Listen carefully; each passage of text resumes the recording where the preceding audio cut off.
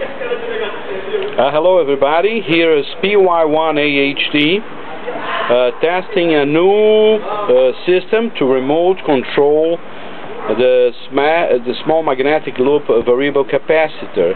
It's a very simple way using a speedometer cable connected to a small knob on the easel of the capacitor, and another one that will be on my hand. This box will be on the loop that will be attached to my backpack.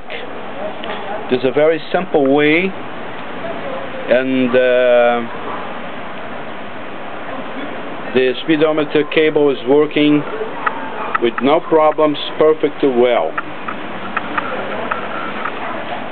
Here you can see how the thing is going on, the other thing is working. Thank you very much, and I hope you enjoy my website. It's PY1AHD. Thank you very much. Bye bye.